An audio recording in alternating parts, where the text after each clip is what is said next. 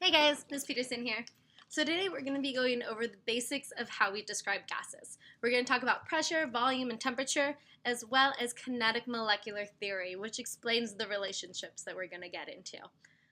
Check out the learning objectives for where it is in the AP Chemistry curriculum, and then these are the sections that it is in the Brown-LeMay textbook. We will also be doing a lab about this when we get back from break. Okay, so gases are the simplest and best understood state of matter. Fun fact, you inhale 8,500 liters of air each day, which is about 25 pounds. And the properties of gas allow you to do things like breathe, okay? Every time you inhale and exhale, it's because your body is creating differences in pressure of gases, okay? Earth's atmosphere, which pretty important, is made up almost completely of just 5 gases: nitrogen, oxygen, water vapor, argon, my favorite element, and carbon dioxide. So when we're describing gases, we're going to be talking about 4 main quantities. Okay, first, the quantity of a gas. How much do we have? We use the letter N for that, okay, the lowercase n, and that just means how much you have in the gas measured in moles. Temperature of a gas. Hey, what does temperature mean again? Okay, temperature is the average kinetic energy of the gas particles. Okay, it's how much they are moving. Okay, that's what temperature actually measures. And then whenever we do temperature in gases, we're typically going to use the Kelvin scale, okay, because it measures the absolute temperature. What's that word that means how much space something takes up? Yes, okay, that is the volume of a gas. We use the letter V for volume, a capital V. Lowercase v is for velocity, okay, but that's how much space that takes up. And then we have pressure, okay? What pressure means is pressure is a force. When we talk about gas, this is the force that the gas is exerting on the walls of this container. So, feel that right now? Feel the atmospheric pressure? No? You're just used to it, okay? That is all of those gas particles running into your body, okay? That is just normal atmospheric pressure, and we're used to it. But again, the pressure of a gas is a force. It is the force the gas particles exert on the walls of container. Whether that container is something like a syringe, whether that container is my water cup, or whether that container is the room that you're in, which happens to include you as part of its walls. The typical units that we use for pressure are atmospheres, which we abbreviate ATM. Okay, but there are a lot of units for pressure that we'll get into later. Okay, cool? Okay, cool. So what is pressure? Like we just said, gas pressure is the force a gas exerts on the walls of a container. In physics class, force is measured in newtons. In chemistry, we use the force per unit area. Okay, that's what pressure is. It's the force per an area as a newton per cubic meter. 1 newton per cubic meter is equal to a Pascal, which is technically the SI unit for pressure, even though we don't use it that often. Oh, and when we refer to atmospheric pressure, that means the weight of the air, which, you know, is caused by gravity. So on your equation sheet, you have all of the different units for pressure and how much they are equal to.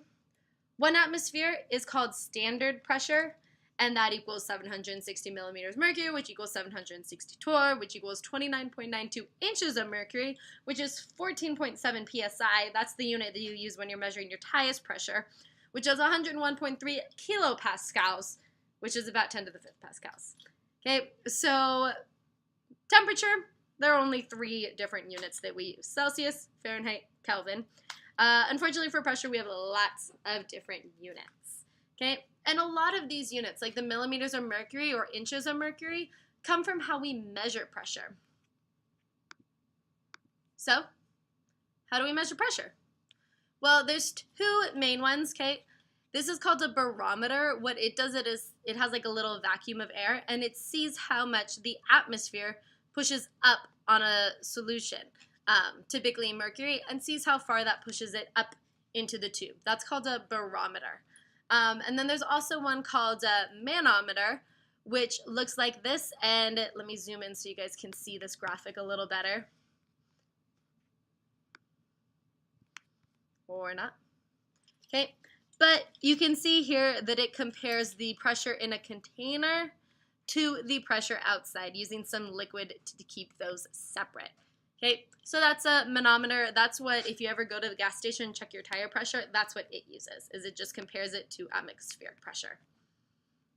Okay, so we do need to be able to convert between our units for pressure. So let's do an example. The pressure of a gas is measured as 49 torr. Okay, so 49 torr. What is this pressure in atmospheres? Okay, so look at your equation sheet and you will see that 670 torr. Wait a minute, am I wrong?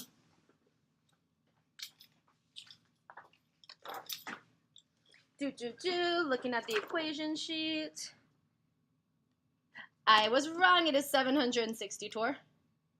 Okay, 760 torr equals 1 atmosphere. Okay, so if you're converting, you want the torr to cancel out. So I'm going to write the 760 torr on bottom, and that's equal to 1 atmosphere. Okay, so torr and torr cancel out. I have 49 divided by 760. 49 divided by 760, plug it into my calculator, and I get 0.0644, so 64 atmospheres. Okay? Now, if I was going to convert that to pascals,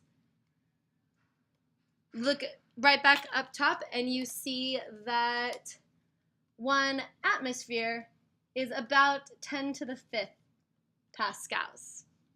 Okay, so when I plug that into my calculator, times 10 to the 5th, I get 6,400 pascals. Okay, so that's how we convert. Now, I want you guys to try number 2. Okay, go ahead and rank the following pressures in order of decreasing order of magnitude. So, largest first.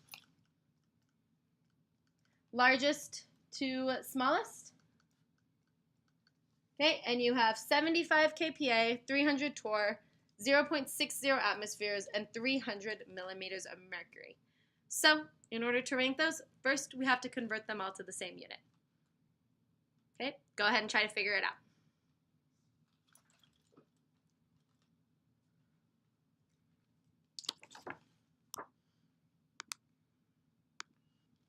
Okay, so what I did was I converted them all to atmospheres so that I could put them in order. And the most atmospheres that I got was the 75 kPa.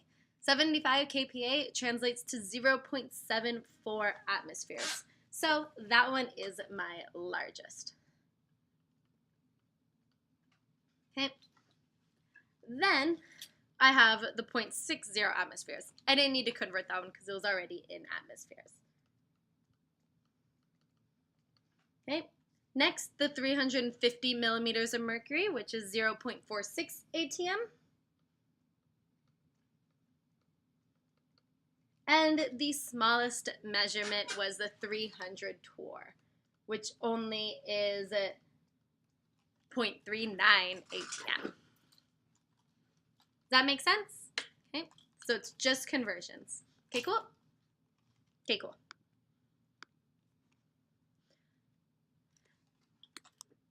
So now let's go over some properties of a gas. Okay, physical properties of gases are all pretty similar. They're mostly non-metallic elements, and they typically have very simple formulas because they need to be small in order to be running all around the place. What makes them different from liquids and solids is that they expand to fill their containers. You can compress them So I can take this closed syringe and I can compress the gas. Okay, when you do that with a liquid, you just make a squirt gun. And they have very low densities. Okay, they're much less dense than something like water or something like a metal. Typically, when we talk about gases and we're defining its state, you'll see those words STP, or standard temperature and pressure. What that is just normal atmospheric pressure, so the pressure at sea level when you have one whole atmosphere pointing down on you. So temperature is 273 Kelvin, which is 0 degrees Celsius. It's the melting point of water. And then the pressure, like I said, is when you have one whole atmosphere pushing down on you, or 1 atm. And guess what? You don't even have to memorize this. It's given to you on your equation sheet. Okay, and we're going to go ahead and stop there for this video. In the next video, we'll go over Dalton's law of partial pressures.